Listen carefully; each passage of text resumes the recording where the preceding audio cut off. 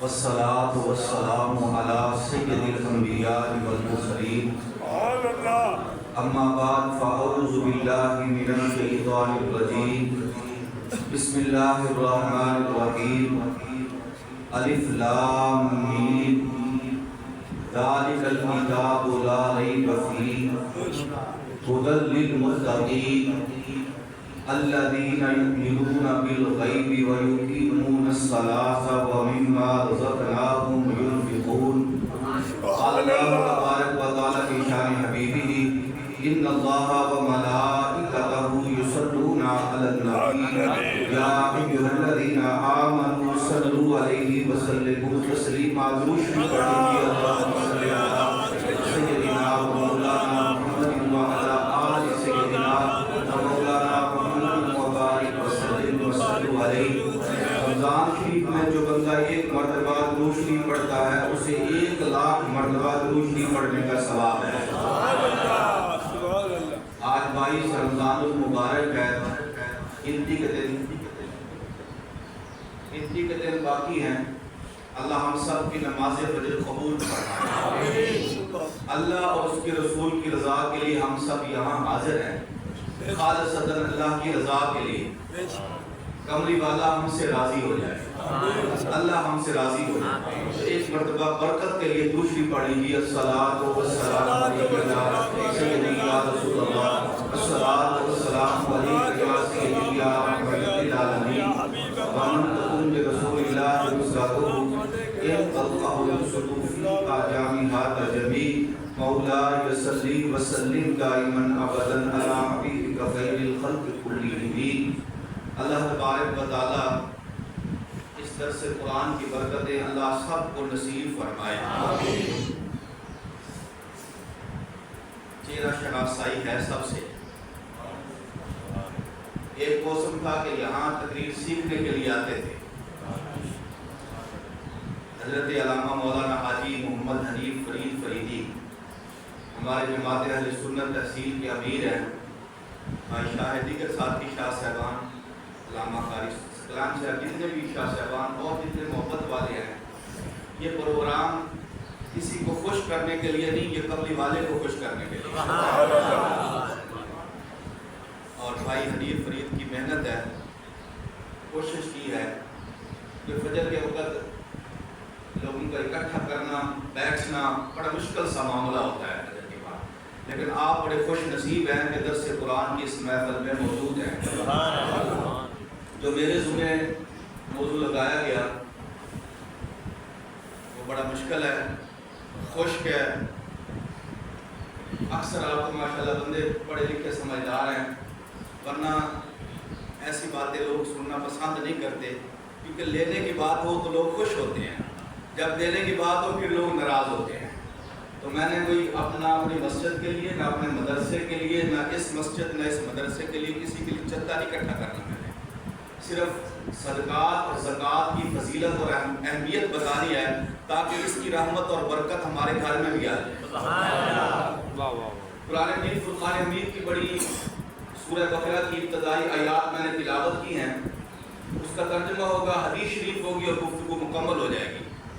اللہ تبارک و تعالیٰ ارشاد فرماتے ہیں الف لام میم، حروف مقطعات میں سے ہے، اس کا معنی اللہ جانتے ہیں یا حضور جانتے ہیں؟ اکثر مفسرین اکرام کے نزدیک اس کا معنی جبرائیل کو بھی پتہ نہیں کہ اس کا معنی کیا ہے، چونکہ عنوان درس قرآن ہے۔ سوشل میڈیا پہ بیٹھ کے بعد وقت بندہ وہ کہتا ہے قرآن کو دیکھ کر پڑھنے سے کوئی فائدہ نہیں، بھائی اس کو ترجمے کے ساتھ پڑھا جائے، اور بھائی مفہوم و معنی کے ساتھ پڑھا جائے، قرآن کو تفسیر کے ساتھ پڑھا جائے۔ میں نے کہا اس میں کوئی شک نہیں، لیکن یہ ہے اونچے لوگوں کی باتیں کہ اس کو ترجمے سے پڑھا جائے۔ میں نے کہا اگر صرف ترجمے تک بات ہے، سارے دنیا کے مولوی اکٹھے ہو جائیں الف لام میم کا ترجمہ نہیں کر سکتے، لیکن آقا فرماتے ہیں الف لام میم جو بندہ پڑھتا ہے اس کے نامہ اعمال میں 30 نیکیاں لکھ دی گئی۔ مفہوم کا پتہ نہیں، معنی کا پتہ نہیں، لیکن صرف دیکھ کے پڑھا ہے۔ میری بھائی آپ سے بات اس لیے ہے، کسی کے چکر میں پڑھنے کی ضرورت کوئی نہیں۔ آپ بندے سنتے ہیں ہمارے پاس آنے کے لیے تیار نہیں، موبائل سے دین لینے کی کوشش کرتے ہیں. میں نے کہا موبائل سے دین لینے والے یہ پتہ نہیں اپنے ویورز کے چکر میں اور سبسکرائبر کے چکر میں پتہ نہیں تجھے گمراہ نہ کر دے. صحیح علماء کے پاس بیٹھ وہاں سے دین لے. جبرائیل امین حضور کی بارگاہ میں حاضر ہوئے. جبرائیل نے کہا علی، میرے آقا نے فرمایا علی تو محمد جان گئے ہیں. جبرائیل نے کہا لام، سرکار نے فرمایا علی تو میں محمد جان گیا ہوں. جبرائیل امین نے عرض کی میم، سرکار نے فرمایا علی تو محمد جان گئے ہیں. اب قیامت تک جو بندہ الف لام میم پڑھتا ہے اسے ترجمے کا پتہ نہیں، لیکن نامہ اعمال میں 30 نیکیاں لکھ دی گئی. میں نے کہا حضور کی امت کو قرآن سے اس طریقے سے دور نہ کر. دیکھ کے پڑھے تب بھی برکت ہے، زبانی پڑھے پھر برکت ہے، ترجمہ اور تفسیر کے ساتھ پڑھے یہ تو اور اعلیٰ لوگوں کی باتیں ہیں. ذالک الکتاب، یہ وہ کتاب ہے لا ریب فیہ جس میں کوئی شک نہیں. ہدی للمتقین، یہ متقین کو ہدایت دینے والی ہے، پرہیزگار لوگوں کو ہدایت دینے والی ہے. بھئی میں کہتا ہوں میں متقی ہوں، آپ کہتے ہیں بھی ہم پرہیزگار ہیں. ہر بندہ کہتا ہے بھی میں بڑا متقی اور پرہیزگار ہوں. قرآن بتا پرہیزگار کون ہے؟ پرہیزگار بندے کی قرآن مجید فرقان حمید نے نشانیاں بتائی ہیں. اب وہ نشانی میں تلاش کروں کہ میرے اندر موجود ہے. اگر یہ نشانی میرے اندر موجود ہے تو میں متقی ہوں. اگر یہ نشانیاں آپ کے اندر موجود ہیں تو آپ متقی ہیں. اگر کہیں خامی ہے تو ہمیں اس خامی کو دور کرنے کی ضرورت ہے. اور قرآن ہدایت دیتا ہے صرف متقین کو. قرآن بتا ذرا متقین کون ہے؟ قرآن مجید فرقان حمید میں رب العالمین ارشاد فرماتے ہیں متقین کی پہلی نشانی یہ ہے الذین یؤمنون بالغیب، یہ غیب پر ایمان رکھتے ہیں. متقین بندے کی پہلی نشانی ہے کہ غیب پر ایمان رکھتے ہیں. اللہ کو دیکھا نہیں ہے لیکن بغیر دیکھے ایمان ہے. مصطفیٰ کریم کو دیکھا نہیں بغیر دیکھے ایمان ہے. اور قبر کو دیکھا نہیں ہے جانا ہے. مصطفیٰ کی زبان سے سنا ہے کہ ہم نے سوالات کا جواب دینے ہیں. حشر کو دیکھا نہیں لیکن ایمان ہے. متقین بندے کی صرف یہ ہے چکروں میں نہیں پڑتا کہ اس پر ایمان لانا ہے اس پر نہیں لانا نہیں، اس چکر میں نہیں پڑتا. جو مصطفیٰ نے فرما دیے وہ برکت ہے. اس پر بغیر دیکھے ایمان لاتا ہے. یہ پہلی ہے. دوسرا وَيُقِيمُونَ الصَّلَاةَ، نماز قائم کرتے ہیں. یہ دوسری صفت ہے. تیسری صفت جو میرے موضوع سے متعلق ہے اور یہی میری گفتگو مکمل ہو جائے گی. تیسری صفت قرآن کہتا ہے متقین کی یہ ہے وَمِمَّا رَزَقْنَاهُمْ يُنْفِقُونَ، جو کچھ ہم نے ان کو دے دیا ہے اس میں سے خرچ کرتے ہیں. متقین بندے کی صفت ہے اللہ نے جو مال ان کو دیا ہے اس کو خرچ کرتے ہیں. مشکاہ شریف کی حدیث پاک ہے آقا کریم صلی اللہ علیہ وسلم نے اللہ کی قسم ذکر کر کے حضور نے ارشاد فرمایا حالانکہ ما ینطق عن الہوی ان هو الا وحی یوحی، کہ جس کی زبان پر رب بولے اس کو اللہ کے نام کی قسم کی ذکر کرنے کی ضرورت نہیں. لیکن حضور نے 3 باتیں ارشاد فرمائی اور تینوں کے ساتھ آقا نے اللہ کی قسم ذکر کر کے ارشاد فرمایا. پہلی بات آقا کریم نے ارشاد فرمائی کہ جس بندے پہ ظلم ہو جائے، مظلوم بندہ زبان سے کفر والا جملہ زبان سے نہیں نکالتا، صبر کرتا ہے، بدلہ لینے کی طاقت کوئی نہیں، اس کے پاس ایسا ماحول نہیں کہ ظالم سے بدلہ لے، لیکن اللہ کا کفر بھی نہیں کرتا، ناشکری بھی نہیں کرتا. سرکار نے فرمایا مظلوم کو اللہ عزت ضرور عطا فرمائے. سرکار نے فرمایا مجھے اللہ کی قسم جس پہ ظلم ہوا ہے مظلوم کو اللہ دنیا میں عزت ضرور عطا فرمائے. آگے آقا نے جو میرے موضوع سے متعلق ہے آگے آقا نے 2 باتیں ارشاد فرمائی. پہلی حضور نے ارشاد فرمائی، آقا کریم ارشاد فرماتے ہیں جو اللہ کے راستے میں مال خرچ کرتا ہے مجھے اللہ کی قسم اللہ اس کے مال کو بڑھا دیتے ہیں. اللہ کے راستے میں جو بندہ مال خرچ کرتا ہے آقا فرماتے ہیں مجھے اللہ کی قسم اس کا مال بڑھ جاتا ہے. تیسری بات آقا کریم ارشاد فرماتے ہیں مجھے اللہ کی قسم جو اللہ کے راستے میں مال خرچ کرنے میں بخل کرتے ہیں آقا نے فرمایا مجھے اللہ کی قسم اللہ اس کے مال سے برکت کو اٹھا لیتے ہیں. اس کا مال بربادی کی طرف جاتا ہے، برکت اٹھا لی جاتی ہے.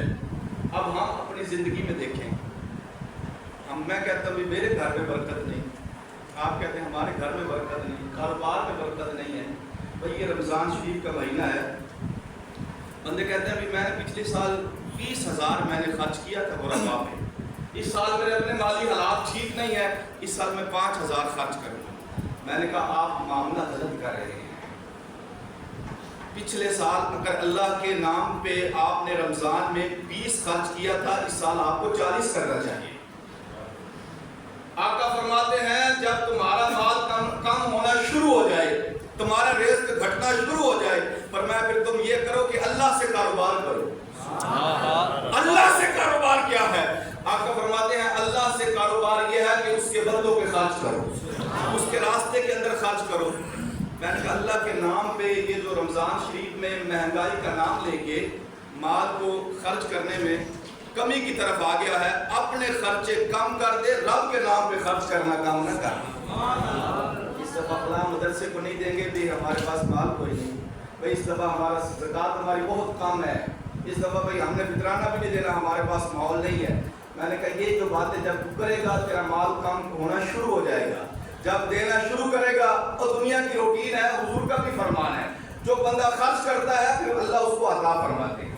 آئیے بخاری شریف کی حدیث پڑھتے ہیں اور گفتگو اختتام کی طرف لے جاتے ہیں۔ آقا کریم صلی اللہ علیہ وسلم حضور ارشاد فرماتے ہیں کہ ایک شخص نے پروگرام بنایا کہ میں نے صدقہ دینا ہے، اللہ کے راستے کے اندر مال خرچ کرنا ہے، اور خرچ یوں کرنا ہے کہ میں نے ریاکاری سے بچنا ہے، میں نے دائیں ہاتھ سے خرچ کرنا ہے، بائیں کو پتہ نہ چلے، میں نے مال دینے کے بعد، زکوٰۃ دینے کے بعد، صدقہ و خیرات دینے کے بعد غریب پہ احسان نہیں کرنا کہ یہاں جہاں بھی مجھے ملے مجھے جھک کے سلام کرے، میری یہ نیت نہیں۔ آقا فرماتے ہیں اس نے پروگرام بنایا کہ میں نے مال یوں خرچ کرنا ہے کہ میرا رب صرف مجھے دیکھ رہا ہو، اللہ کی رضا ہو، اخلاص کے ساتھ کرنا ہے۔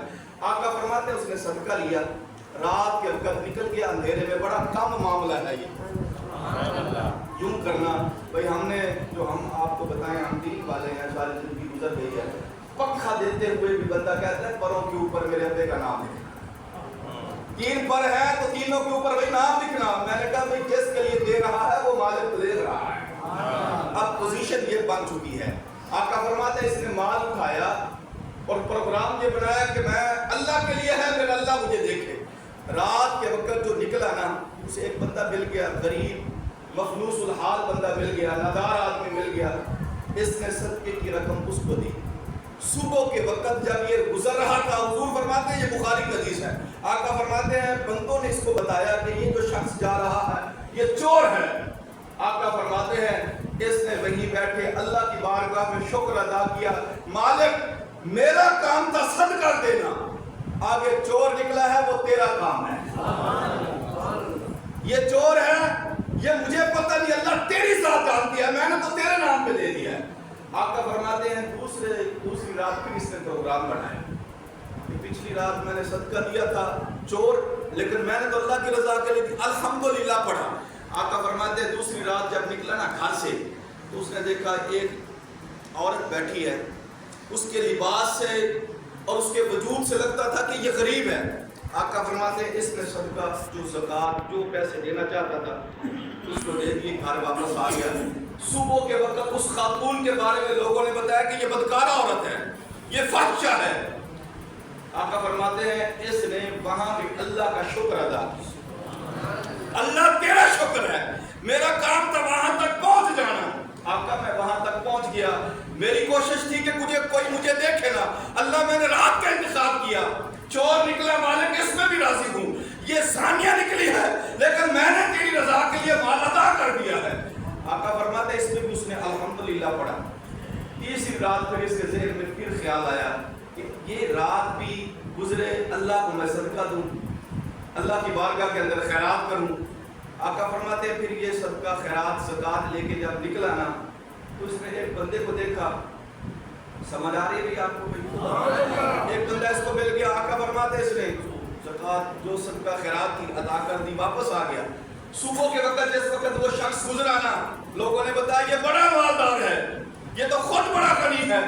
آقا فرماتے ہیں بخاری کی حدیث ہے، اس شخص نے پھر اللہ کا شکر ادا کیا، مالک تیرا شکر ہے، غنی نکلا، یہ تو میرے پاس کی بات نہیں، میں تو رات کو نکلتا تھا کہ کوئی مجھے دیکھے نا۔ آقا فرماتے ہیں اس غنی شخص کو مال دینے پر بھی اس نے شکر ادا کیا، ورنہ ہوتا یہ ہے بندے دیکھتے ہیں کہ یہ مستحق ہے یہ نہیں ہے، دینے کے بعد بندے گفتگو کرتے ہیں کہ بھئی خیال کرنا، یہ جوان بندہ مانگتا پھرتا ہے، اس طرح کی باتیں کرتے ہیں، ہمارے پاس ہی اس کو آنا تھا زکوٰۃ لینے کے لیے، بھئی ہم ہی رہ گئے ہیں، ہمارے دروازے پہ ہر وقت دستک ہوتی ہے، اس طرح کے لوگ گفتگو کرتے ہیں۔ آقا فرماتے ہیں تینوں مرتبہ اس نے اللہ کا شکر ادا کیا۔ چوتھی رات آقا فرماتے ہیں، بخاری کی حدیث ہے، آقا فرماتے ہیں جس وقت یہ بستر پر لیٹنے لگا نا، ندا آئی، آواز آئی، او بندے ہم نے تیرے تینوں صدقات کو قبول کر لیا ہے، اور قبولیت بھی ایسی ہو گئی ہے کہ پہلی رات جب تو صدقہ دینے کے لیے نکلا، وہ جو سامنے چور تھا تو نے ہماری رضا کے لیے اس کو دے دیا، اب ہماری شان یہ ہے کہ اب وہ دوبارہ چوری نہیں کرے گا تیرے صدقے کی برکت سے، اور وہ جس زانیہ کو تو نے دیا ہے تیرے صدقے کی برکت سے اب وہ زنا کے قریب نہیں جائے گی۔ اللہ یہ جو مالدار کو دیا ہے، آقا فرماتے ہیں اللہ کی شان یہ ہے کہ یہ جو غنی صدقہ لے کر گیا ہے، اس کے دل میں خیال آ رہا ہے، اس کے ذہن میں بات آ رہی ہے کہ یہ شخص، اس پر اللہ کا اتنا انعام ہے کہ یہ رات کو صدقہ خیرات تقسیم کرتا پھر رہا ہے کہ کوئی مجھے دیکھے نا، اللہ نے مجھے بھی تو مالدار بنایا ہے، اب میں بھی تو اس کے راستے کے اندر خیرات فرماؤں۔ آقا فرماتے ہیں صرف اس بات یہ ادا اللہ کو اتنی پسند آئی، ان کی تقدیر بھی بدل دی، اللہ نے اس کی تقدیر کو بھی بدل دیا۔ اچھا اب جو بات ہر ایک ذہن میں جو بات آتی ہے، میرے بھی آپ کے بھی ذہن میں، کبھی ہمارے پاس تو اتنا کوئی نہیں، ہم کیا دیں، ہمارا تو اپنا بڑی مشکل سے گزارا ہوتا ہے۔ جناب موسیٰ کلیم اللہ آپ کو دور کی طرف جا رہے ہیں، ایک شخص، یہ ہر ایک کو اس بات کا اندازہ نہیں ہوتا، جس کے گھر میں کبھی چولہا جلے اور کبھی نہ جلے، جس کو اپنی 2 وقت کی روٹی کے لیے پوری محنت کرنی پڑے، یہ اس کو پتا ہوتا ہے۔ آج بھی ایسے گھر موجود ہیں، صرف قربانی والی عید جن کو گوشت میسر ہوتا ہے، آج بھی ایسے لوگ موجود ہیں۔ سبحان اللہ ہے آپ کے پاس، آج بھی ایسے لوگ یہاں موجود ہیں جو اس طرح کے معاملات کرتے ہیں۔ ہمارا طرز زندگی کچھ اور ہے، جس کی غربت جس نے دیکھی ہو ان کے معاملات کچھ اور ہے۔ موسیٰ کلیم اللہ نے دیکھا ایک شخص بڑا غریب ہے، کلیم اللہ نے پوچھا کوئی میسج کوئی پیغام ہو، اللہ کی طرف جا رہا ہوں، اللہ سے ہم کلام ہونے کے لیے جا رہا ہوں، کوئی میسج کوئی پیغام ہو تو بتا۔ اس شخص نے کہا کلیم اب جب اللہ سے گفتگو کرے نہ کلام کرے تو اللہ کی بارگاہ میں میرا پیغام یہ ہے کہ اللہ کریم کی بارگاہ میں عرض کرنا، مالک یہ ریت کے تو نے ٹیلے بنا دیے ہیں، اونچے پہاڑ ریت کے بنا دیے ہیں، ان کو بناتا آٹے کا، اور اللہ مجھے تو ان کا مالک بناتا، میں سارا دن تقسیم کرتا۔ کلیم اللہ گئے اللہ کریم کی بارگاہ میں گفتگو کی، اللہ ایک پیغام ہے فلاں غریب کا جس کی خواہش یہ ہے کہ ریت کا بھی تو بناتا ہے، اللہ تیری شان ہے، اذا اراد شیئا ان یقول له کن فیکون، مالک اس پہاڑ کو حکم دینا یہ آٹے کا بن جائے، ریت کا بھی تو نے بنایا ہے، اور اس کی خواہش ہے مجھے مالک بنا دے، میں اس کو تقسیم کرتا جاؤں۔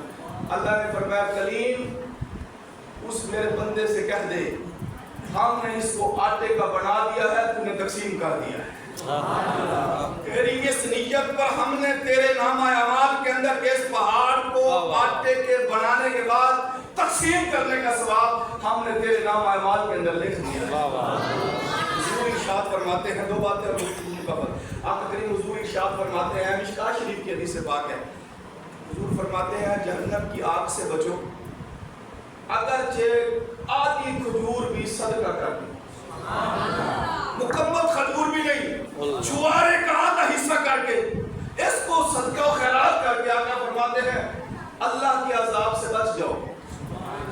اچھا بھی کل جو دن گزرا ہے مولا کائنات کا گزرا ہے، آپ کی شہادت کا دن ہے تو برکت بھی ہو جائے گی اور اشارہ بھی ہو جائے گا۔ مکمل کھجور آپ نے صدقہ نہیں کی، آپ نے آدھی کھجور کو صدقہ کیا ہے، آدھی کھجور صدقہ ادھر سے دیا ہے، ادھر سے مصیبت آنی تھی، اس آدھی کھجور نے آپ کی مصیبت کو دور کر دیا، ادھر سے کوئی مشکل آنی تھی، اس آدھی کھجور نے آپ کی مشکل کو دور کر دیا ہے۔ میں نے کہا آدھی کھجور اللہ کے نام پہ دو مشکل دور کر دیتی ہے، مشکل کشا بن جاتی ہے، جس کا آنا بھی خدا کے گھر میں ہو، جس کا جانا بھی خدا کے گھر میں ہو۔ حضور سوا کہ آقا تشریف فرما ہے ہم اپنے گھر کا اور اپنی زندگی کا ماحول بدلیں. سرکار تشریف فرما ہے. ایک جوان صحابی حضور کے سامنے بیٹھا ہے. جبرائیل حضور کی خدمت میں حاضر ہوئے. جبرائیل نے عرض کی یا رسول اللہ یہ جو جوان بیٹھا ہے نا آپ کے پاس, اس کی زندگی کا صرف ایک دن باقی ہے. اگلے 24 گھنٹے ظہر کے وقت یہ دنیا سے چلا جائے. جبرائیل واپس چلے گئے. سرکار نے اس غریب صحابی سے, جوان صحابی سے, حضور نے نہ بتایا, حضور نے صرف یہ پوچھا بتا وہ میرے صحابی بتا تیری خواہش کیا ہے, کیا چاہتا ہے. مصطفیٰ جان رحمت چاہتے یہ تھے کہ زندگی کا ایک دن باقی ہے, یہ کچھ نہ کچھ ایسی خواہش جو ہو میں پوری کر دوں. اس نے عرض کی حضور غریبوں کی کیا خواہشیں ہوتی ہیں, ساری زندگی گزر گئی ہے, ہماری کیا خواہش ہے. ہزاروں خواہشیں ایسی کہ ہر خواہش پہ کام نہیں کرے. حضور میری کیا خواہش ہے. سرکار نے فرمایا بتا تو صحیح نا کوئی دنیا کا کوئی ارمان. اس نے عرض کی حضور تو میری ارمان ہے, تو خواہش ہے حضور میٹھا حلوہ میں کھا نہ سکوں. زندگی گزر گئی ہے حضور, بڑی مشکل سے گزارا ہوتا ہے, میٹھا حلوہ مجھے نصیب نہ ہوا. خواہش یہ ہے حضور مجھے میٹھا حلوہ مل جائے. ہوتی ہے نا بندے کی خواہش. دوسری حضور اب جوانی ڈھلتی جا رہی ہے. میں نے حضور آپ کا فرمان سنا ہے. سرکار آپ فرماتے ہیں کہ جب میاں بیوی دونوں مصلی پہ کھڑے ہو جاتے ہیں نا, بیوی بھی نیک بندہ بھی نیک. آقا فرماتے ہیں جب میاں بیوی مصلی پہ کھڑے ہو جاتے ہیں نا نماز پڑھنے کے لیے, اور سجدے میں جاتا ہے, میاں بھی سجدے کے اندر ہے, بیوی بھی سجدے کے اندر ہے. آقا فرماتے ہیں پھر اللہ کی رحمت ان کی طرف مسکرا کے دیکھتی ہے. اور آقا فرماتے ہیں جن کی طرف اللہ کی رحمت مسکرا کے دیکھ لینا وہ بندہ جہنم کے اندر نہیں جائے گا. عرض کی یا رسول اللہ جوانی ڈھلتی جا رہی ہے, اب دیکھیں میری کیفیت یہ ہے, خواہش یہ ہے اللہ مجھے نیک بیوی دیتا, ہم دونوں میاں بیوی مصلی پہ کھڑے ہو جاتے, میری غربت کی وجہ سے کسی نے مجھے رشتہ نہ دیا. آقا ہم میاں بیوی مصلی پہ کھڑے ہو جاتے, جس وقت آپ مصلی پہ کھڑے ہوتے ہم سجدے میں جاتے, اللہ ہماری طرف بھی تو مسکرا کے دیکھتا. بس یہ خواہش ہے. سرکار نے فرمایا بلال ذرا میرے ابو بکر کو بلاؤ, بلال میرے علی کو بلاؤ, اے بلال میرے عثمان کو بلاؤ, اے بلال میرے عمر فاروق کو بلاؤ. صحابہ حضور کی بارگاہ میں سرکار نے فرمایا اے عثمان اس کے لیے ایسا حلوہ بنا جو آج تک بنا ہی نہ ہو. یاد ہو گیا. حضور نے فرمایا اس کے چچا کو بلاؤ جو غربت کی وجہ سے اس کو رشتہ دینے کے لیے تیار نہیں. سرکار نے فرمایا میرے صحابی میں نے تمہاری بیٹی کا نکاح دینے کا اس کے ساتھ پروگرام بنا لیا ہے, ہماری ذمہ داری ہے. اس نے کہا یا رسول اللہ جن کی ذمہ داریاں آپ اٹھائیں تو ان کو گھبرانے کی ضرورت کوئی نہیں. نکاح ہو گیا. ایک صحابی کو حضور نے فرمایا تیرا مکان خالی ہے, حضور خالی. آقا نے فرمایا اس کو دیتا ہے, حضور آپ جو مالک ہے. سرکار نے فرمایا یہ رات کہاں گزارے گا, اس کا سامان سارا اٹھا کے وہاں رکھ دیا جائے, یہ آج کی رات کہاں گزارے گا. حضور ساری باتیں جانتے تھے. ایک صحابی کی حضور نے ڈیوٹی لگائی. سرکار نے فرمایا تم نے کل ظہر کے وقت یہ جو مکان ہے نا مختصر یہاں چکر لگانا ہے, دیکھنا ہے, جیسے ہی کوئی غم کی خبر آئے تو مجھے بتانا ہے. تم نے ظہر سے لے کے عصر تک یہ وہاں رہا لیکن کوئی غم کی خبر نہ آئی. حضور کی بارگاہ میں حاضر ہو کے عرض کرتا ہے یا رسول اللہ وہاں تو خوشیاں خوشیاں ہیں. آقا میرے کانوں نے خوشی کی بات تو سنی ہے, غم کا کوئی آنسو نہیں سنا, ایسی آواز بھی نہیں سنی. سرکار نے فرمایا اس جوان صحابی کو بلاؤ. جس وقت بلایا گیا حضور کی خدمت میں, سرکار مسجد نبوی میں حضور تشریف لے گئے. سرکار نے سجدے میں سر رکھا, عرض کی مالک جبرائیل آئے تھے میرے پاس. یہ خبر جبرائیل نے دی تھی جو فرشتوں کا بھی سردار ہے کہ اس کی زندگی کا ایک دن باقی ہے. ایسا کیا معاملہ کیا ہے. اللہ نے فرمایا میرے محبوب جبرائیل بھی سچے ہیں, آپ بھی سچے ہیں. جو ہماری تقدیر میں جو بات لکھی ہوئی تھی وہ یہی تھا. تقدیر کا فیصلہ یہی تھا کہ اس کی زندگی مکمل ہو گئی ہے. لیکن کچھ ہوا یوں ہے کہ ظہر کے وقت جب اس کی زندگی مکمل ہونے کا وقت قریب تھا, وہ جو حلوہ جو ساری زندگی اس نے کھایا نہیں اس کے سامنے رکھ دیا گیا. ادھر دروازے پر دستک ہوئی کہ ہے کوئی مجھے اللہ کے نام پر دینے والا. اس نے اپنی بیوی سے کہا میری رفیقہ حیات دو خواہشیں تھی, کہ ایک مجھے زندگی میں حلوہ مل جائے اور دوسری میری خواہش تھی، آقا کا فرمان ہے، دوسری میری خواہش تھی کہ میرا نکاح ہو جائے۔ دیکھ اللہ نے میری دونوں خواہشوں کو پورا کر دیا ہے۔ یہ جو دروازے پر سائل آیا کھڑا ہے یہ بھی تو میرے اللہ کے نام پہ ہی مانگ رہا ہے، اس نے سوال کیا ہے اللہ کے نام پر، اللہ نے میری دونوں خواہشیں پوری کر دی ہیں۔ تو نے کچھ کھانا ہے تو کھا لے، اس نے نام میرے اللہ کا لیا ہے، میں اس سے اب کچھ نہیں کھاؤں گا، میں اس فقیر کو ہی عطا کروں۔ گھر والی بھی بڑی نیک تھی، اس نے کہا اگر تو اپنے حصے کا اللہ کے نام پر دینے کے لیے تیار ہے میں بھی اپنے حصے کا اللہ کے نام پہ دینے کے لیے تیار ہوں۔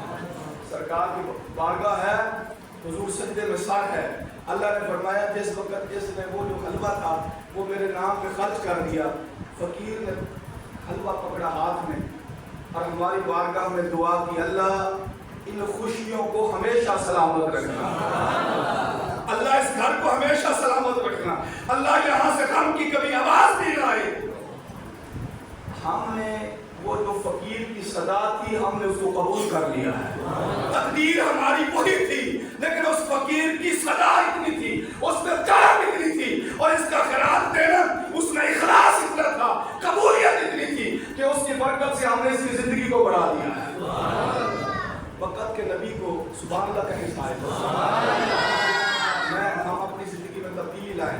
وقت کے نبی کو اللہ نے فرمایا یہ جو آپ کی امتی میں امت کے اندر یہ بوڑھا اور یہ خاتون ہے نا ان کی 80 سال زندگی باقی ہے، 40 سال غربت کے ہیں اور 40 سال امیرت کے ہیں، آپ ان سے فیصلہ کروائیں کہ 40 سال پہلے غربت والے لینے ہیں یا بعد والے لینے۔ نبی نے کہا کہ آپ کی زندگی 80 سال ہے، پہلے 40 سال غربت پھر 40 سال امیرت، فیصلہ تم نے کرنا ہے۔ میاں بیوی نے آپس میں فیصلہ کیا، بیوی نے کہا غربت بعد میں دیکھی جائے گی، پہلے خوشحال زندگی ہو، 40 سال پہلے لے خوشحالی والی۔ فیصلہ ہو گیا۔ اب صبح کے وقت حکمرانوں کا تو نعرہ نہیں تھا کہ روٹی کپڑا و مکان، حکمرانوں کا نعرہ تو نہیں یہ نہیں تھا کہ ہم یہ کر دیں گے، یہ اللہ کا اعلان تھا کہ 40 سال خوشحالی رہے گی۔ بیوی نے کہا اللہ کا فیصلہ ہے، آج دیگچی نہیں چڑھے گی دیگ چڑھے گی، اعلان کر دے کو جو یتیم ہے ہمارے گھر میں آ جائے۔ کھانا پک گیا، یتیم آ کے کھانا کھایا اور باہر نکلتے جاتے تھے، اللہ ہم بڑے راضی ہیں، اللہ ان کے دسترخوان کو کشادہ کر دے، اللہ اس گھر میں خوشیاں عطا کر دے۔ اللہ نے وقت کے نبی کی طرف پیغام بھیجا، اللہ نے فرمایا ان سے کہہ دے ہم نے اگلے 40 سال بھی تمہارے خوشحالی والے کر دیے ہیں، ان یتیموں کی صداؤں کو ہم نے قبول کر لیا ہے۔ حضرات رمضان شریف کا برکت والا مہینہ ہے، ہمیں اس میں اپنے معاملات اور زندگی کو بڑے اچھے طریقے سے گزارنا چاہیے۔ صحابہ فرماتے حضور بڑے سخی تھے، سرکار سے بڑا سخی کائنات میں کوئی نہیں، لیکن رمضان شریف میں حضور کی سخاوت، حضور اتنا کچھ عطا کرتے جیسے تیز ہوا چلتی ہے، حضور اتنی سخاوت فرمایا کرتے۔ پورے سال کا حساب لگائیں، پورے سال کا کہ ہماری آمدن کیا ہے، ہماری اخراجات کیا ہے۔ 6.25 لاکھ ہے، 5,75,000 روپیہ جس کے پاس ہو اور ضروریات زندگی سے زائد ہو، 5,75,000 روپیہ جس کے پاس ہو اس پہ زکوٰۃ واجب ہے، اس کی ضروریات سے، کیونکہ وقت کوئی نہیں، ہر ایک کا طرز زندگی الگ الگ ہے، ہمارے نمبر ہر ایک بندے سے کوئی مسئلہ نہیں، جہاں سے مرضی ہے، اپنی زندگی کے اندر زکوٰۃ والے معاملات لائیں، پھر اس کی برکتیں دیکھیں۔ اللہ مجھے آپ سب کو عمل کی توفیق عطا فرمائے۔